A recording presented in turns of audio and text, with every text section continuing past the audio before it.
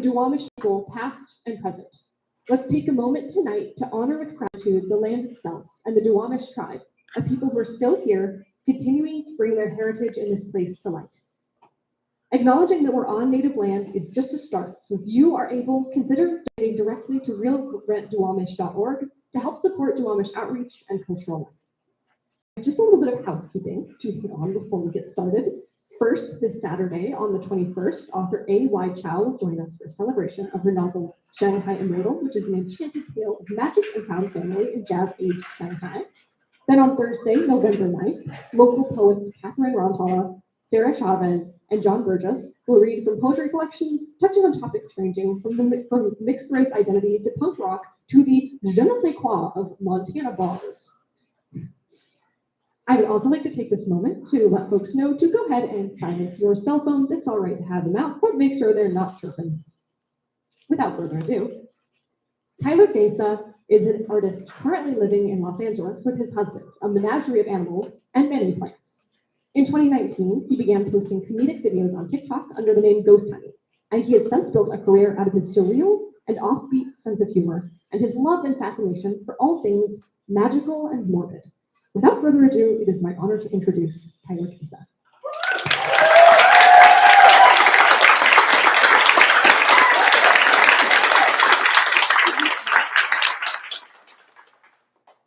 Hi, what are y'all doing here? That's my favorite little joke to make it. Hi, thank you so much everybody for being here tonight. This is so amazing. This is my very last stop on my book tour, and thank you, and I'm so honored to celebrate it with all of you. They messaged me like the first week that they announced tour. They're like, oh, we have 87 people signed up already. And I was like, oh, for the whole tour? And they're like, no, just Seattle. And I was like, oh, I've never even been there. But this is a really cool place. So thank you so much for the support and for coming out. I wrote this book, Gentle Chaos. I started working on it back in 2021. My now literary agent, Seth, reached out to me and he was like, I don't know if you've ever considered writing a book. And I was like, yes. And he was like, I thought it could be cool if you did a book of like jokes and weird anecdotes, like your videos, and then you could illustrate it. And I was like, I'm gonna let that percolate. And then instead, I turned in a mini manuscript with scans of human teeth and poems about dying. And he was like, yes, I love it. And I was like, oh, thank God. So I'm very glad that he was on board. And then I'm very grateful that Running Press, my publisher, was also on board. They weren't scared away by the human teeth. And they were like, bring it on. So I'm very grateful that I was able to make the book that I wanted to make. I really wanted to make a very precious and beautiful and ornate object. I wanted it to be very intimate and vulnerable, almost so vulnerable that you're like, I don't even know if I'm allowed to be reading this right now. The vibe I was going for was you're renovating your gay grandfather's house and you find his diary hidden in a wall. And I feel like I accomplished that, and I'm really proud of that. Thank you. And you're like, I didn't know he was like that. And that's probably what you'll think as you're reading this book. And as I was working on it, writing all of the poems and stories and collecting and gathering the artwork, I had this one thought that kept running through the back of my mind. That was, I'm probably going to die one day. Maybe not. You know, modern medicine is so amazing. But I kept thinking, if this is my one chance to put pen to paper and immortalize my words, what do I leave behind, which can be extremely intimidating. So then I just realized that more than anything, I just wanted to honor and hold space for all of the things that I love the most and all of the little tender memories that I hold nearest and dearest to my heart. Things that are extremely niche and personal, but could maybe be relatable. I wanted to honor memories like my mom putting blush on my cheek before my first dance recital, or the first time I saw the ocean, or the last time you say goodbye to a childhood friend. Because I think there's something beautiful about taking like your most intimate experiences and then making it something communal for other people to enjoy and share in as well. And I've also always had this like kind of creepy magpie-like tendency to collect and preserve everything like tea and seashells and rocks and everything that you all know me for the most part, I'm sure. And I thought it could be really beautiful to pair all of these little physical memories with the written memories as well. So thank you so much for being here. I'm gonna read some of it for you now. I hope you like it. Aw. Thank you so much. After this, we'll do a Q&A. So I always like to let you all know so that you can start thinking now because it's so embarrassing when you're like, any questions? And crickets. So, just let that marinate in your mind. And if you have a copy of the book, feel free to read along. There's usually some visuals as well. The first thing that I'm going to read for you tonight is called Tiny Dancer. It's located on page 2. It's the first piece of writing in the book, and there's a very important visual on the page before it as well.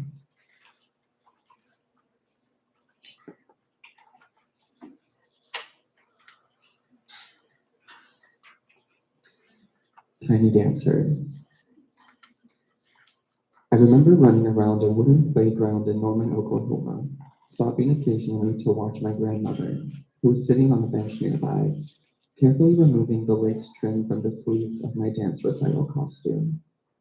I was maybe 5 or 6 years old, and the only boy in my combination ballet, tap, and jazz class.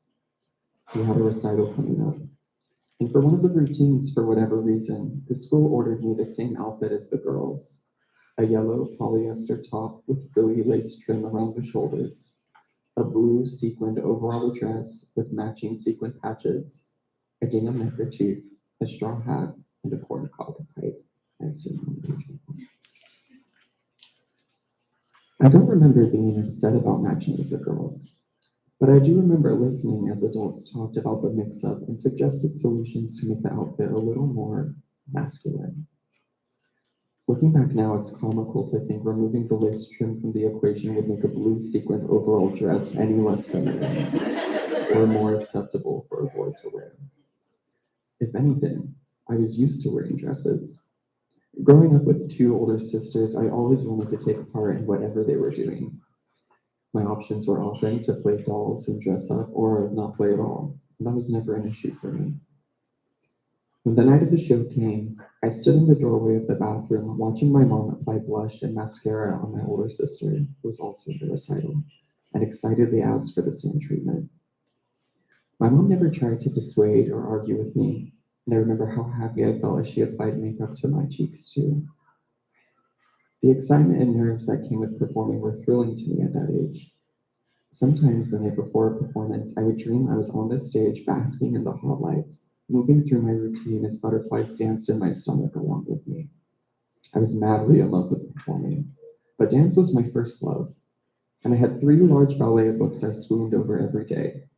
They contained photos of dancers from Swan Lake and Copelia, the illustrations for their costume designs, and descriptions of how the acts of each show broke down the story. I would marvel over every detail, and I wanted so badly to grow up to be one of those strong, elegant men in tights. My personal favorite was the Nutcracker, a ballet that I loved so much I needed to have the real thing for myself. By 7 years old, I already had quite the collection. I would get nutcrackers for every birthday and Christmas gift. When we got a new dog, Nutcracker was my name suggestion. Could you imagine? Nutcracker! But luckily, they went with Switzer after the Oklahoma Sooners football coach, which is fine. My mom even allowed me to hang Nutcracker wallpaper in my room. We owned countless VHS versions of the ballet, and watching the stage production live for the first time, the way the Christmas tree swells and grows on stage and you as an audience member seem to shrink alongside Clara was beyond enchanting for me. I was consumed with everything about that world, the magic, the stage production, even the Rat King, whom I feared, I also loved. Yet I can pinpoint exactly when that love born out of my passion for performing turned into nerves and dread. After I finished first grade, my family moved from Oklahoma to Virginia for my dad's job. I remember my parents asking, "How would you feel about moving?" And I remember replying, "It's fine with me." I had no concept of the distance between Oklahoma and Virginia, or of the fact that moving means leaving your bedroom behind and saying goodbye to friends and family. I felt panicked the night before we left, sitting on the empty living room floor eating a Subway ham and cheese sandwich because our kitchen was all packed up, and crying to my mom because I finally understood that I wasn't going to see my childhood friend who lived in the house behind us anymore. I'm about to interrupt the sadness with a really funny story. But this is something I did not remember as I was writing this book, but then as I've been reading it on this tour, this memory came flooding back to me. But when I would eat the Subway ham and cheese sandwich, I would take the cheese and like fold it in half and take bites and make a snowflake out of it. And I don't know why, but I'm like, I really love sharing that detail on this book because there's usually like 10, 15 people in the audience are like, oh, me too. Yeah, that's why. First sign that they're like, this kid's a little weird.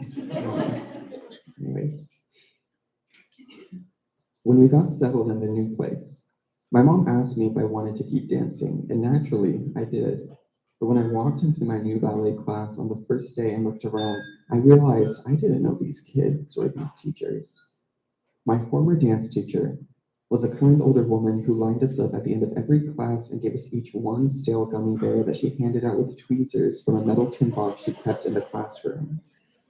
In this new place, I sat on the floor with the other students as we did our stretches and was suddenly overwhelmed with the realization not only that I did not know these people at all, but also that I was the only boy once again. This had never bothered me before. I loved being the only boy in my other dance troupe. It meant that I was almost always guaranteed a solo of some sort, like the part of Hansel and Hansel and Gretel, or a position center stage for symmetry purposes. But as I sat on this new, unfamiliar floor doing a butterfly stretch, surrounded only by girls, I began to cry, hyper aware of myself and my new surroundings, hyper aware that I was different and new, and standing out in a way I didn't like. In that moment, I could feel myself shrinking and retreating from the other kids around me.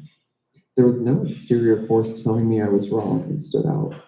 I'm not sure if in that moment it was just the new location that brought all those realizations or something I had internalized from old conversations about my recital outfit. But I wanted nothing more than to hide, to become invisible. I never returned to that dance class. I wish I could say that I was bold and brave and danced anyway, but for years I was, like so many other kids, just so scared of standing out. I always wondered how different my life would have been if I had stayed in Oklahoma and stuck with dance. Would I still have pursued painting and drawing? Would I have eventually given up dance anyway, like I did piano lessons, or karate, or fencing? I always loved the spotlight, and that love never faded, but as I got older, I started to fear it just as much. When I look back at my life, I see so many moments when fear paralyzed me, even at a young age. In sixth grade, I got a small solo in my choir class's winter show. I practiced my line over and over. Glory stream from heaven above. Heavenly hosts sing hallelujah, hallelujah. Oh my God. Hallelujah. Whoa. That didn't happen on stage though. This was middle school.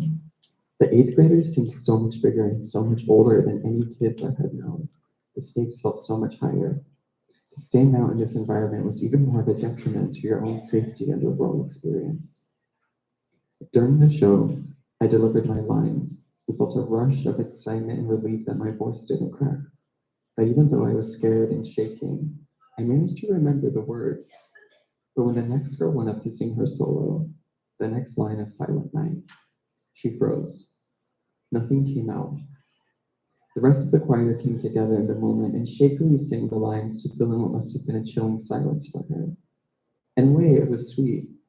But I remember standing next to her while we finished the last of her holiday songs as tears streamed down her face in my peripheral vision. We walked off stage. When my parents found me in the hallway outside of the choir room, I burst into tears too. I'm not sure why. Maybe from a combination of nerves and empathy for that girl. We performed the song once more, this time for the whole school during an assembly, and everything went well. Afterward, a girl passed me in the hall and said, "You were great. You didn't even sound like a boy. You sounded like a girl." And I thought, "Oh, great. I'm never going to sing again." The comment wasn't harsh and didn't even come from a place of ill intent. But once again, in that moment, I felt that icy panic and need to retreat. I wanted nothing more than to shrink down inside myself and disappear. I didn't want to stand out. I didn't want to be different. I didn't want to be seen at all anymore. I think I was so critically aware of my own internal differences that the safest idea at the time was to cast away any outward passion or interest that would set me apart. I was afraid that if I stood in the spotlight for too long, someone would be able to sniff out the secret feelings I was battling internally every day. With dancing and singing now off the table, drawing and painting became the only constants in my life. Visual art was something I could do in isolation, and crucially, being good at art never made me feel shy or nervous. My passion for art had been there alongside every other fleeting fancy. And when my love for ballet and singing and piano fizzled out, the flame I held for art steadily grew alongside and within me. At 24, I decided to start posting comedic videos on the internet after fantasizing for years about the idea. Even though I was recording alone in my home, I found that I often felt like the 7-year-old version of myself in that new dance class for the first time, or the 11-year-old version of myself singing in the middle school gym with my high-pitched voice. I would shake and have a hard time even talking into the camera. It took a few months for me to calm down and escape the residual fear of standing out, of being different, of being perceived at all. It's wild to think that only a few years later, although I'm not dancing or singing or on the stage, I am performing unapologetically again. One recent Christmas, my aunt asked me whether I remembered all the shows I used to perform for the family. And she's here tonight. Hey, hi, Linda. I did not remember performing those shows for the whole family. How I would stand off stage outside the living room to gather myself and then emerge from behind a sheet and force my family to watch a fully improvised show with multiple acts. It was one of those aha moments. I have no memories whatsoever of putting on those performances as a kid, but at 27 years old, I felt validated knowing that I was always who I am today. These days, I am still standing off stage in my own living room, gathering myself before I make a little joke, this time for the audience that lives inside my phone. How surreal to have come full circle, to realize the passions I had for the performing arts never really burned out or faded at all, just ebbed and flowed and evolved with the years. Maybe they never even really ebbed.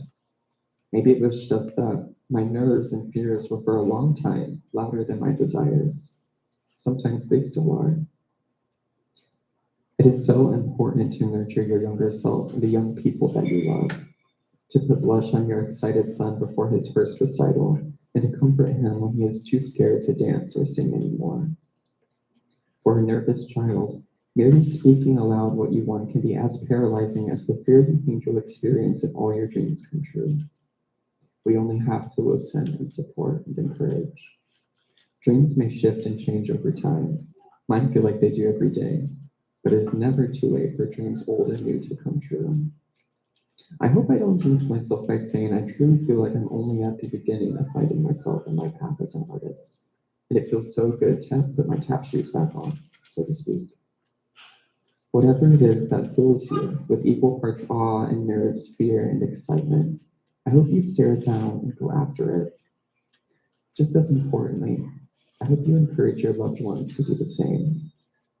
In times when you feel too scared to continue or move forward, know that even if you can't feel it, there are people just off stage wishing the best for you.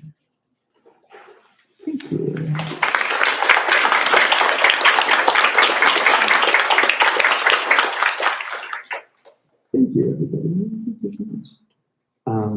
This next one, don't look at me, let me drink this.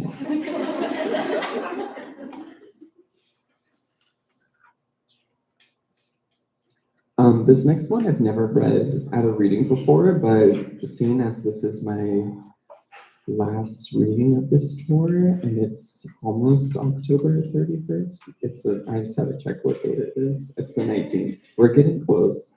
I thought this was fitting to read. It's called Halloween. It starts on page 20. And there's a little excerpt at the very beginning, like a tiny little poetic dedication in this book. And I say, to those who create magic, to family both blood related and chosen, and to those who were scared of everything as a child and now seek comfort in Halloween, which may be a lot of you. If you are familiar with me and a fan of my work, you may have been a nervous child. Hate to break it to you. Probably just like me. So this is kind of my in honor of Halloween, but also the word Halloween could easily be exchanged for magic as well. And it's on page 20. Halloween. As a quiet and nervous child, I put so much of my faith into magic, into Halloween. I would spend hours by myself every day looking out windows and ruling something out there deep in the cosmos to wake up and whisk me away in the wind, through a flower bush, through a broom closet. Everywhere I went, I looked for signs of it. I peeked under shelves in the grocery store, wondered whether it was waiting downstairs at night when I was too scared to leave my bed. I squeezed my eyes shut as tight as I could on my birthday, pictured this wish with all my might, imagined it as a golden light that illuminated my being from within, starting in my chest, moving down my arms and torso to the tips of my fingers and toes, and up my neck. It would shine through the skin on my face and travel down the length of every hair on my head. Then I would blow out my candles and imagine that golden light radiating through my breath, hoping and hoping my wish would come true. Halloween was the sweetest and saddest day of the year for me. I'm thankful to have spent the majority of them on the East Coast, where late October was full of leaves on fire, cascading down into drifts alongside mountains of dried pine needles that threatened to cover the streets entirely. Mist in the morning and fires from our small chimney late at night, the scent of cinnamon, pumpkins, and apples, the little ceramic haunted houses my mom would set up around our home, the child-sized green witch with black feathers for hair that sat in a chair by the front door that I was too nervous to walk by at night. It was huge. Rushing through the school day and running inside so I could finish my homework and put my costume on. Of course, I was excited about the idea of free candy. What child wouldn't be? But I was equally thrilled by the prospect of endless possibilities. But on this night, while the moon rose above my neighborhood and amber streetlights slowly flickered on, pint-sized witches and ghosts and zombies left their homes and trickled slowly through the roads. Maybe that night would be the start of something new. It could be the night my wishes would come true. Maybe one of the streetlights would shine a little harder as I walked under it, beaming down on me from above, and it would hum and sparkle and flip me away to an identical neighborhood where real witches and ghosts roamed. They would teach me everything they know, and with a heavy heart I would say goodbye to the life that I knew and loved, but I wouldn't dwell on it for too long. I would humbly accept my fate and begin life anew, enveloped in magic.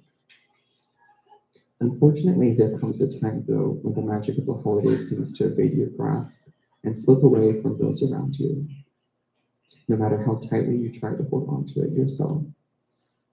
As the youngest child, there always comes the year when your older siblings don't want to trick or treat with you anymore. While you're excited to still amp the streets and feel the electric magic in the air, there's a heavy loneliness that comes with you that year, a knowledge that one day will end for you too. For me, it was the Halloween when I was 12, and my mom took me around the neighborhood instead. I was dressed as Ghostface that year. I had never seen Scream. And I thought he was just a fun, playful ghost with a face like the Edward Monk painting. As I put my costume on and came down the stairs, my sister said something along the lines of, "Why is he dressed up like a serial killer?" My mom had never seen Scream either. My heart sank. I didn't want to be a murderer, just a fun, playful ghost. So I took off the mask and pulled the hood over my head and told everyone I was a simple ghoul. At one of the last houses of the evening, I rang the doorbell and a boy from my class answered the door. He wasn't in costume and was instead on candy duty. I was mortified. The conversation went something like this. "Oh, hey Tyler, happy Halloween." He had praised my black cloak. "Oh, hey, happy Halloween," I muttered back, overwhelmingly aware that we were the same age, but he seemed so much older. "What are you supposed to be?" "Oh, I'm a ghoul." "Okay," he said while dropping a piece of candy into my pillowcase. "See you later." Devastating. I walked back home that night feeling so sheepish and little. I think that was my last year of trick-or-treating, which is silly. I'm sure if I had told my parents I still wanted to go the following year, they would have let me. But everybody goes trick-or-treating one last time at some point. And after the embarrassment of that experience, I couldn't bring myself to suggest it again. It was like so life or death at the time. I can never show my face in this neighborhood again. As I get older, Halloween feels even more elusive, always out of reach, gone before you fully enjoyed its presence. November 1st will always fill me with a small twinge of sadness. I have this reoccurring dream that summarizes my feelings toward Halloween perfectly. I'm walking down the street of my former neighborhood with an old wooden broom in my hands. Bless you. It is early in the morning, and there's a soft, cool blue light cast on the trees and the cars parked in the driveways. There are no sounds except for my footsteps. It is like the rest of the neighborhood is still asleep. There's that strange feeling in the air when nothing around you has necessarily changed, but you're seeing everything that was once familiar in a different way, whether because of the time of day or season or state of mind. I made my way down the street to the house where my best friend lived, exactly 10 houses down from me. There's a ladder propped against her house, which was identical to my own but reversed in layout. I carefully climb it with my broom in hand and am giddy with excitement. This is it. This is the moment. I'm going to take flight. I clamber onto the rooftop and mount my broom and take a leap of faith. But instead of flying, I float gently down to the ground, as if I'm slowly letting my breath out and allowing my body to sink to the bottom of a pool. I stretch out my feet and they meet the grass gently. I think, dang it, I did something wrong. Something is off. I need to try again. I walk back over to the ladder, climb up with my broom, and jump again. This time I pedal my legs in the air as if I'm on a bicycle, but I still return to the earth like a floating bubble, and my frantic pedaling only gains me a few additional feet of distance at most. I climb and jump and slowly coast back down over and over again. The dream is comforting, nostalgic, exhilarating, and disappointing all at once. For a brief moment before I wake up, there are no other worries or responsibilities. Everything is familiar and safe, but the atmosphere feels alive with magic. There is so much anticipation with every rung I travel up the ladder. Maybe this time, maybe this time. If I pedal this way, if I take a running jump first, but the outcome is always the same. It's not possible for me to accomplish what I want in that dream, but I can still do things there that I never would in real life. I am weightless. I am magic. Halloween is the same. The climb to October 31st still fills me with excitement every year. For that month, everything around me looks familiar, but the magic in the air casts it in a new light. I still get that dang it feeling when I wake up on November 1st and realize I wasn't spirited away to some unknown dimension in my sleep. But there is always a sentimental and sweet magic to that day that is impossible to recreate in any other way. Thank you.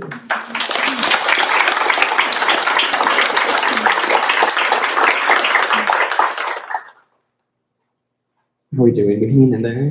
You're all doing a great job. Thank you. I'm gonna slow things down, and by that I mean read a poem. And it starts on page 53, and it's called East Town Street. And this poem is dedicated to my first big boy apartment. I lived in an apartment before this, but it was an old nunnery from the 1800s for sick and dying nuns, and there was no bathroom. And it was maybe 50 square feet max. It was like my bed touched the stove, which touched the fridge, which touched my TV. It was very tiny. So I don't really count that as my first apartment. So it's more like we have to get out here and survive this. But after that, I moved literally across the street into this apartment that was built in the 1950s. I had my own bathroom, and it was all pink, like pink tile, pink bathtub, pink sink, pink toilet, tile featured on page 57. And it was like the first time in my life where I started to find magic again after it had kind of evaded me in my early 20s and teen years. And it was a really beautiful summer, and this poem is dedicated to that.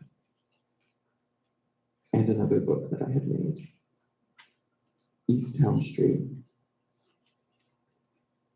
I was full of magic the first summer I spent in my apartment on East Town Street. A calico named Muffins, a window covered in ivy and charmed to fill the silence. I spent days speaking to myself in my pink tiled bathroom, letting the sun kiss my skin through the shadows of the oak leaves that danced for me outside.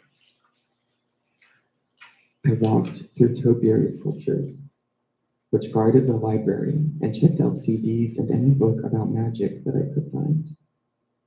In July, I crafted my own, out of wood and secondhand art supplies, sewed and bound the pages myself.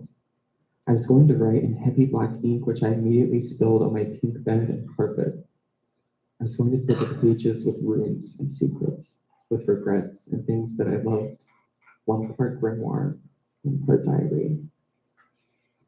I only ever filled in the first 3 pages, and it wasn't until after I left East Town Street 2 years later that I realized it was missing. I am petrified at the thought of the next tenant finding my heart's intentions tucked away in the back of the closet. I am haunted with the memory of the boy I was seeing who texted me once out of the blue, "Are you a witch?" I hope nobody read it. Nobody stole it. No other hands ever held it. I sink deep under icy waves of panic when I imagine that somebody sinister is holding me a hostage, that they are looking directly at me, back through time, to hot afternoons spent in that apartment on East Town Street, that they are the shadows dancing from the outside, disguised as oak leaves. I hope most of all that if I offer up enough secrets in this new book, its predecessor will have ceased to exist at all, that some treasures stay unfound, that if East Town Street were to find it now, they would not look inside. Please, bury my heart for me among the topiary sculptures, and lay that hot summer to rest.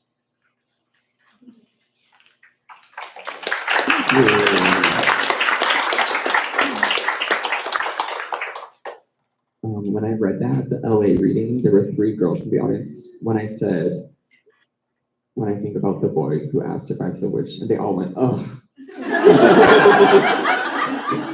And then one was like, "Relatable." I was like, "Whoa, you are my people."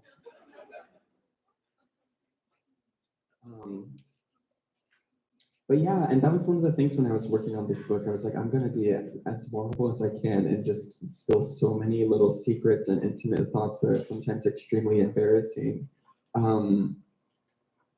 and make it into art, and then hopefully profit off of it. Am I right? It makes it a lot less scary. I love being vulnerable, truly. This next section is called There is Magic Here. And if you are an anxious person, or if you were brought here by your anxious friend. You may be familiar with this technique. It's called the countdown from 5 method. That everybody's nodding. I hope you're okay. It's like a technique for grounding yourself that therapists tell you to do all the time if you're about to have a panic attack. And you move through the 5 senses. So you start with 5, and you're like, what are 5 things I can see right now? 4 things I can hear, 3 things I can smell, 2 things I can touch, and 1 thing I can taste. But when I'm having a panic attack, I get them all mixed up, and I'm like, 5 things I can taste right now. Oh my God. And that just makes me panic even more. And this is my version of that for when you're feeling disenchanted by life. And so it's a process. You just go on a walk and kind of romanticize your life, because I think that's a really important thing to do. And either go on a walk or just look through the photos on your phone and look at old memories and a trip you took or random photos you have taken, and try to find the beauty and magic in those moments. It starts on page 203. There's lots of pictures in this one. If you don't have a book, I'll show you, don't worry. But also maybe get a book after this. It's called There's Magic Here. There's magic here. And the sun behind palms in LA. The first time I drove into Los Angeles, I thought to myself, the palm trees look fake. They stood too tall and too narrow. How could the wind not bring them down? During earthquakes, did they wiggle and wave? Did the fronds turn and drop in the autumn? How long do they live for? How would they look if their stalks were invisible, like gray emerald fireworks suspended in time? It wasn't until much later that I learned that the palms were planted by the tens of thousands in the 19th and 20th centuries to enchant visitors, to create fantasy. They were once outsiders in this city too. Now they have become part of its landscape forever. Is it too greedy, or even possible for me, for anyone to do the same? Those are palm trees.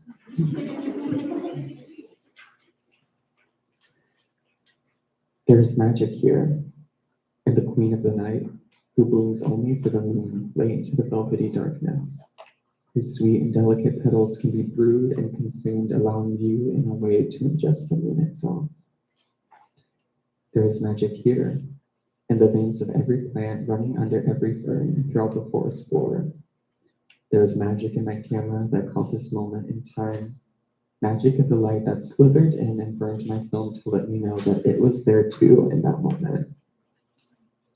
This is a queen of the night in my backyard, and 2 years ago when I got COVID for the first time, my husband Jahal was like, drink this, and he like brewed it, and I was like, are you poisoning me?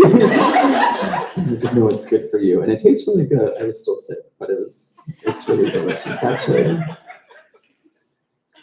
There's magic here, in these bricks that have shifted over time.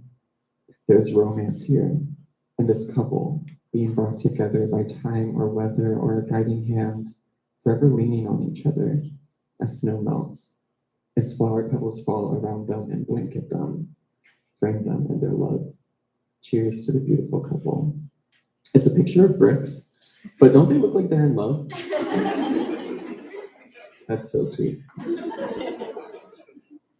There's magic here, in roots that have grown so wild and formed as one, created homes and networks and whispered to each other late into the night. There is magic here, to stand alone in a cave, to see waves reach and stretch and collapse exhausted and to see foam at your feet. There is magic in the rocks, in the salt water calling out to the water inside you. There's magic here, in the yellow angel trumpet, to have a name that calls to heaven, but to be a flower that can summon death, to be just as fragrant and alluring as you are toxic, to bloom with your back to the sun, but still adopt its glimmer. That is dark magic, if ever I've known her. There is magic here. When the world shut down, I savored every walk. I moved through the streets for miles, for hours. taking the time for maybe the first time in my life to memorize street names, document every flower, every garden lantern and gate. On one cold day, my camera almost gave up on me. I held her close to my chest, tried to breathe life and warmth into her, and snapped this one photo of this chocolate rabbit making his slow revolution. There is so much beauty in a time of uncertainty. The dazzling lights, the cold blue Midwestern sky, a window display for a neighborhood, for me, even though the store stood closed, to offer something up with no expectation of a gift in return may be the most magical thing you can do. And on the next page, this is like a mantra. Some of you are gonna be like, no, Tyler, I'm really shy, but we're all gonna say it together on the count of 3, and it's I am magic. Are you ready? I'm not giving you time to think about it. 1, 2, 3. I am magic. Oh, good job. That wasn't so scary. It is a little scary, yeah. I did that for the first time last talk, and I was like, oh, I should have done that. People love crowd participation. All right. You've been so amazing. I have one more for you. Sing along if you know the words. Don't actually, though. But this is the very last thing I wrote for this book. The very first thing when I sat down to conceptualize this book is I had the title. I knew it was going to be called Gentle Chaos, because gentle chaos was this term that I kind of created to describe the videos that I was making on the internet at the time, because I would do interviews and they'd be like, what are you doing? And I'd be like, it's like gentle chaos. It's soothing and relaxing like ASMR, but you don't know what's gonna happen next. Gentle chaos. But then I began to realize that was a way I could describe my art as well. And then now, after I have been doing this full time for like 5 years, I've realized that gentle chaos has grown to mean so much more, especially after finishing this book. I feel like it could be a way to describe life itself. So it's similar to something that's bittersweet, like life's sweet moments are even sweeter after experiencing something better, and the gentle moments in life are even more beautiful after having lived through the chaos, which we've all, in the past 3 years, have lived through some chaos. So I knew I needed a poem that kind of summarized this concept of gentle chaos and could end the book on one beautiful final note. So sorry to spoil the last page of the book for you. It's on page 226, but I think it's a great way to end the talk or the reading as well. And it's called Gentle Chaos. Gentle Chaos. One day I will be gone. One day this page will be gone. One day someone else will read this. One day they will be gone too. One day we'll all be together. One day we'll all become one. How privileged I feel to take the moments that are so small and so beautiful, so mundane and significant, so quiet and ephemeral, and make them big within this small book. How magic it is to make something personal into something communal, in hopes that it will help, in hopes that it will find its way to someone who needs it. To share yourself with the world is just as sad as it is sweet. It's just as much a relief as it is a burden.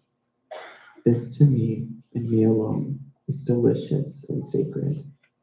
This is Gentle Chaos. Thank you, everybody.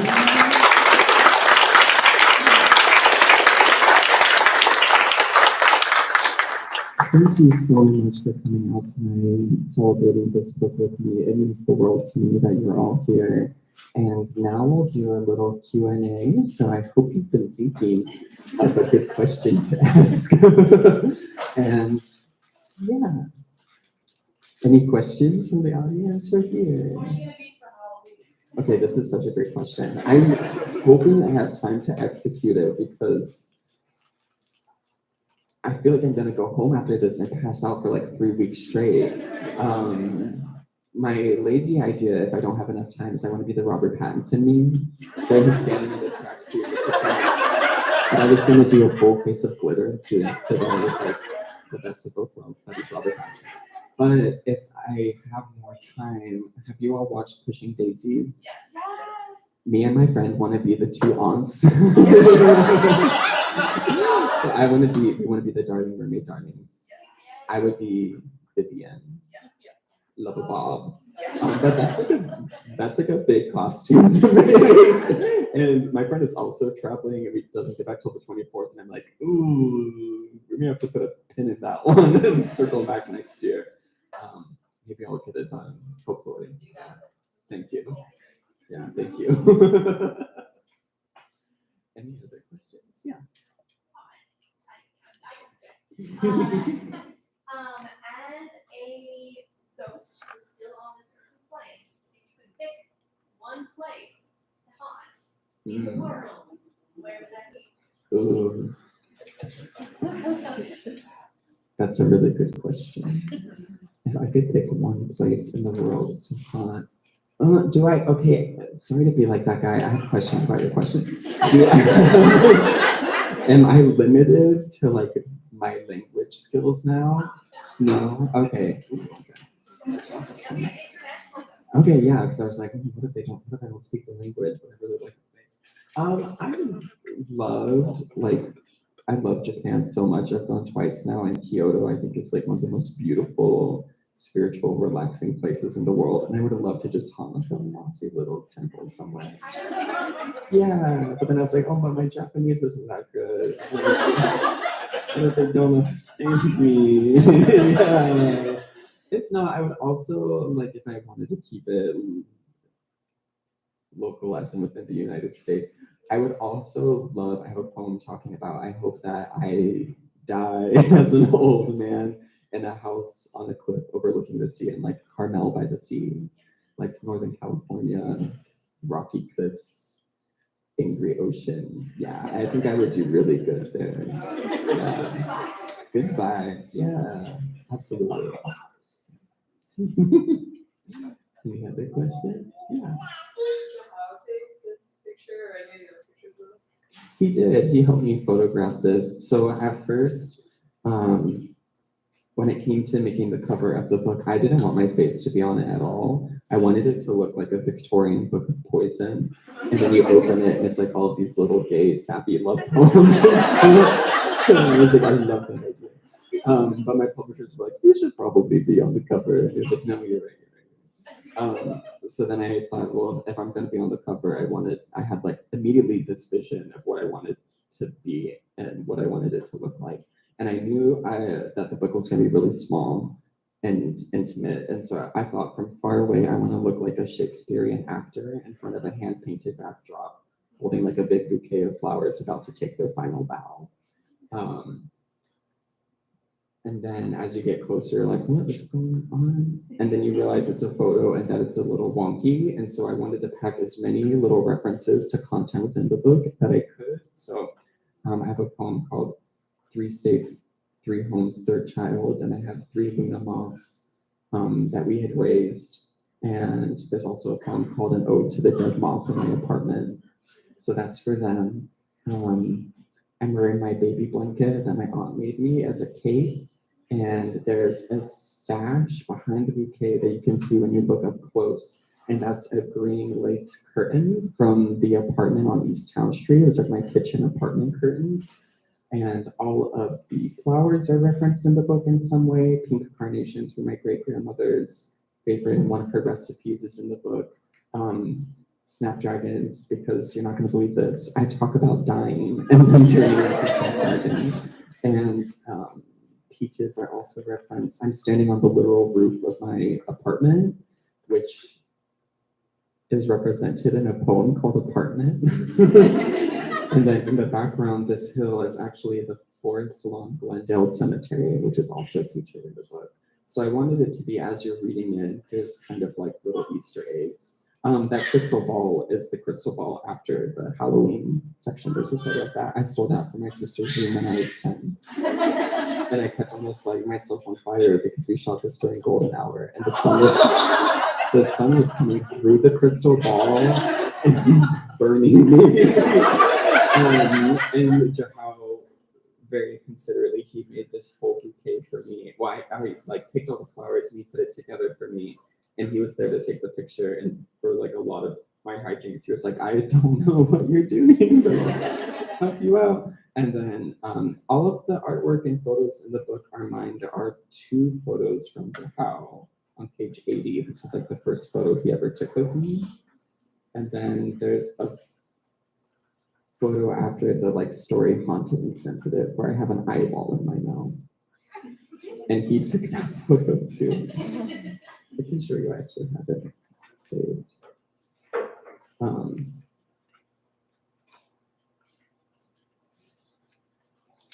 don't know if you can see that. It's not a real eyeball, but it's. So those 2 photos are from him. Any other questions? You with the blue hair, yeah. I was wondering, with the text in the book, what was your thought process behind the negative space on pages, how it's aligned towards the edge? Like with the poems, or like in general, or? Just like in general, I haven't looked through the entire book yet, but I just noticed that was one of the first things that caught my eye. Yeah, I wanted it to be, as we were working on editing and as I was working with the graphic designer, Jenna, who's amazing, I kept like simplifying it more and more and more. Like at first, like all of the like poems and stories had like torn edges and like extra filigree designs, and I kept stripping it back more and more. And then I realized like, I was like, this book is so eclectic. I want all of the writing to be as clean, I guess, and as symmetrical as possible. So that's why everything kind of mirrors itself throughout the book. Like especially like the poems and things like that. I just wanted it to be like as clean and symmetrical as possible. And then as the book goes on, so all of the events in the book happen chronologically from beginning to end. And then I even speculate about like my future and dying towards the end. And as you move through the book, things get like a little more abstract and less symmetrical and a little wonky. Like the I Am Magic part, it's kind of just like, it starts to get more collaged and free-formed by then. Yeah. Did you have a question? Yeah. What's your favorite superstition? My favorite superstition? Oh, every time I spill salt, I always throw it over my left shoulder. Yeah. And sometimes it's just on the counter. I'm like, ooh, good luck. I love that one. I love a flourish. Yeah. While you've been on tour, did you miss your cat or your dog more? That'd be so mean if I was like, picked one over the other. I love them both.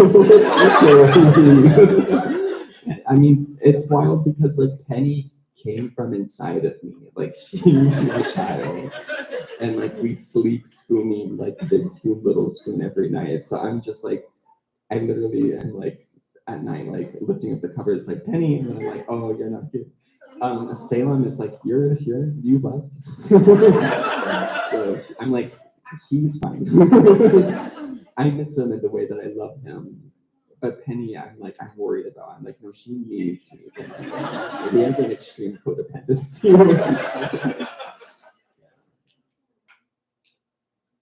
Yeah. After finishing the book, like since finishing it, and if you have any other like poem tales and magic that you like, you're like, oh, I wish I put that in there, but now you can. Or now you're like, everything's in there. I feel like I got really lucky because I remember I hit my page count and I was like, oh my God, I'm done. And I think I said everything I want to say. And then I sent it to my publishers and they're like, you went 40 pages over. And I was like, no, I counted. And so we had to like go and ask for 20 more pages, which they were very gracious to be like, okay, it's going to be kind of thick though. And I was like, that's fine. And then I even did a bunch of like visual consolidating. So I went through with my editor and I did things like just to like make room for other pieces of writing and artwork. I would take the image that was originally supposed to be by itself and then put the poem over the top of it, if that makes sense. So like there's a little writing about jellyfish. That's a good example. So like this was just supposed to be like a spread by itself. And then I was like, oh no, the poem is tiny, we can just put that over top so that, and then it's an even more immersive experience because you're looking at jellyfish while reading about jellyfish. So there were lots of like tricks like that we did to fit everything. And all of the writing that I did is made it into the book. There's like a few images that got cut off. But it was nothing like super important, I guess. But yeah, I am already working on my second book. It's very different. I started working on it and I turned in the cover and manuscript in October and started working in December on my second book. So I haven't like sold it or anything, and I'm very excited about it. Yeah. Did you make yourself like write a certain amount every week? Did you just like sit there and go like, oh wait, no, I know what's going in the book. These have there and wrote there because It was pretty chaotic for like 2 years that I worked on it because I would like for my videos too, when I was like making a video, I would have a lot of ideas come to me at like 2 or 3 a.m. and I would frantically write it down in my notes app. And then in the daylight, with like a more sober state of mind, I would go through and see like what was nonsense and what could be turned into something more substantial. So I had a lot of like loose ideas and maybe like random lines from poems that were written down and collected. And then when I was feeling creative and energized enough to work, I would pull all of that out and then try to turn it into something more substantial. But yeah, I mean, even with like painting and drawing too, I've always been the type of artist that like I can only work on it when I'm feeling like working on it. And then when I am feeling like working on it, I do it for like a 7-hour like burst, like boom, and then I do a lot. And then there'll be like 3 days where I'm like, no, I don't want to. And then during those days, I would try to be like smart and use it to like do editing or rearrange my manuscript or more logistical things like that. Yeah, but even now, like for my second book, I was looking through my notes app last night and it's like just the word cicada. And I was like, what does that mean? I had an idea there, but I don't remember what it was. So it's a little bit of my process. Oh, we have room for one more. And then you can also ask me during the signing if you want. Yeah, maybe. I didn't grow up celebrating Halloween. I didn't start celebrating until I was an adult because of the religion that I was. But I have kids now, and my 3-year-old is just starting to get the concept. What are some of your favorite memories that, like, outside of the excerpt that you shared, that like I just need ideas for Halloween. I want to be magic and special for him. I love Halloween, but I only have the adult perspective of it. So. Oh, that's so sweet. Some of my favorite Halloween memories.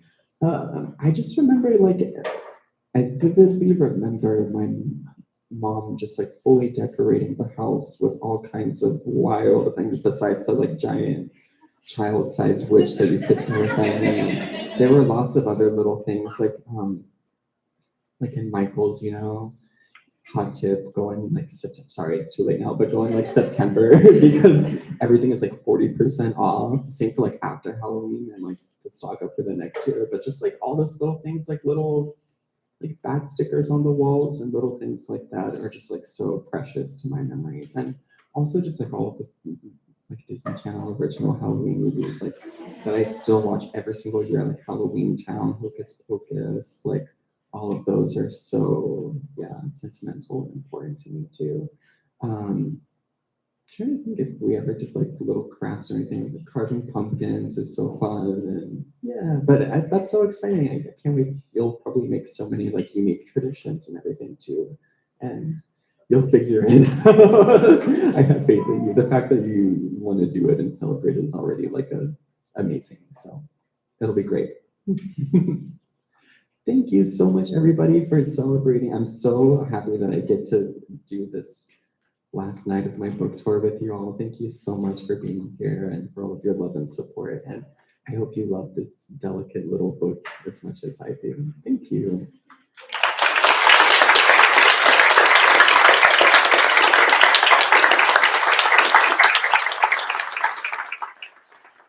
I also have gifts for all of you. Like the week before I left for tour, I was like, I need to make 500 bookmarks. And so there should be enough for everybody, but please take a bookmark. I have so many. And then after like the 200 mark, they started to get a little weird. So there's some freaky ones. Thanks.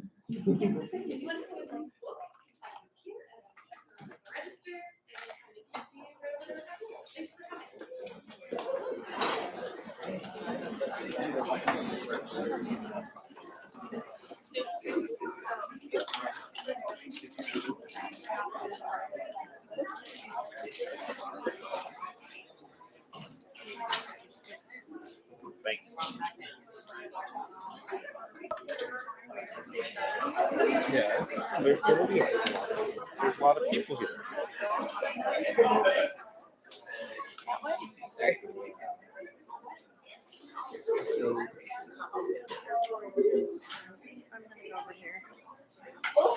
Let's make it live.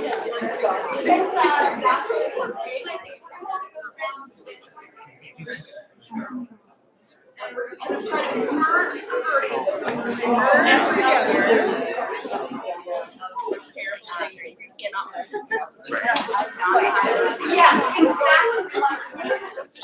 Yeah, if we can just over like here. zipper in here as these two birds. Bring it gentler energy than I-5. Sorry.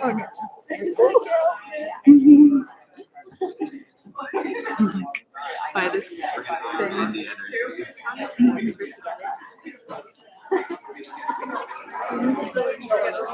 Yeah.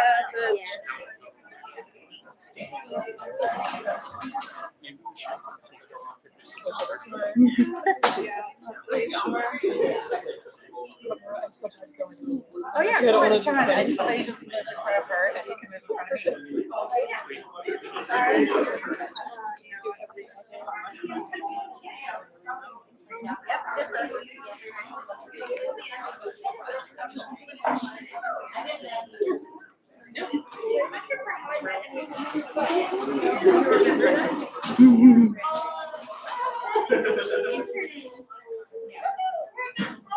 No, it wasn't.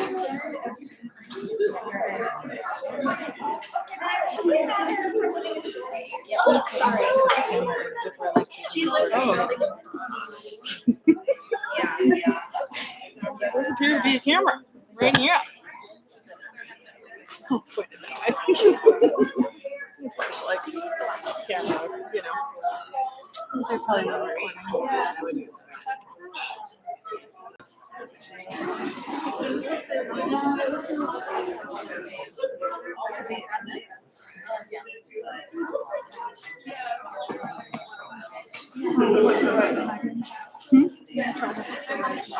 I'm just gonna say something like, did you write something about not you're also being rich or something? Right, like something wink wink, like a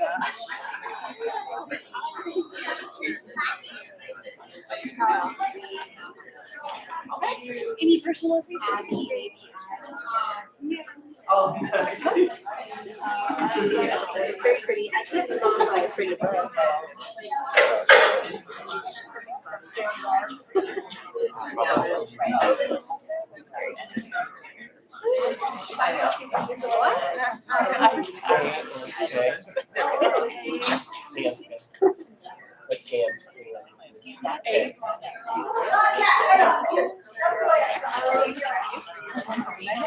I'm UGA.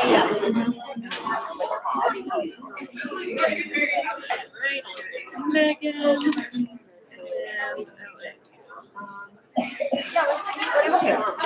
Wendy,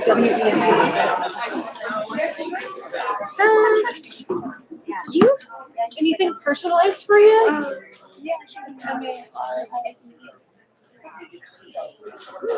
Beautiful, thank you so much.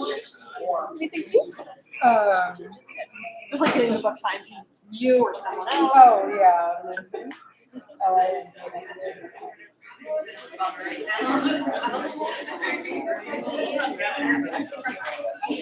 My name is Michael. That's M-Y-C-H-A-L.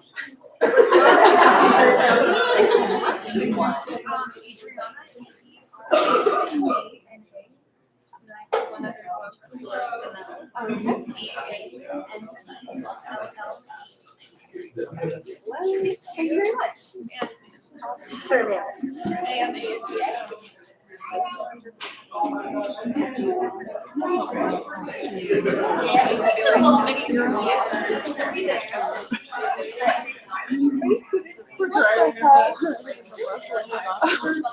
And so like I just did you get like no, they're like they going tickets, but like I take them as they're coming, you know, and I'm like, 'cause I got one, and then the next day I got an email from the company that it was. I've just been having to check my email like, oh no, fucking tickets in this goddamn I drove it for like 2.5 weeks. And, you know.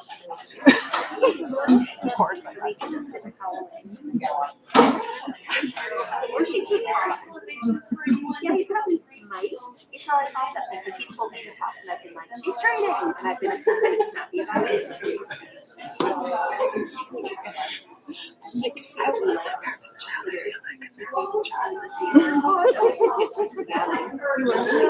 You were I was. I wouldn't say this. I was. Of course I was. You were terrified. I would no. I was just so shy. she'd be like laying down or sitting. Yeah.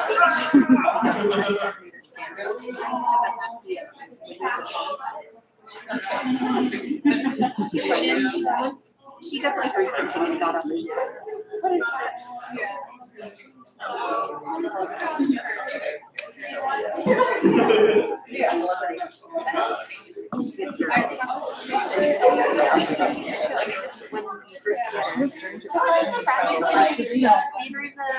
Other side of the track.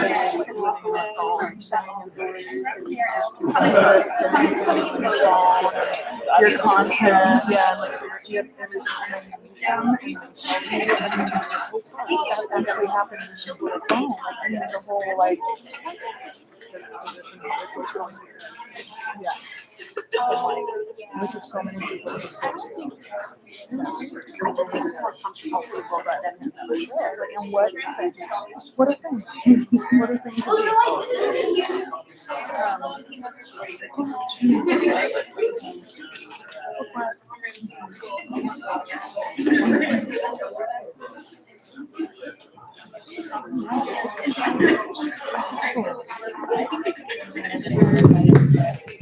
Quick note, if you park in our parking lot, parking for events is free, so you don't have to worry about paying. Okay, thank you.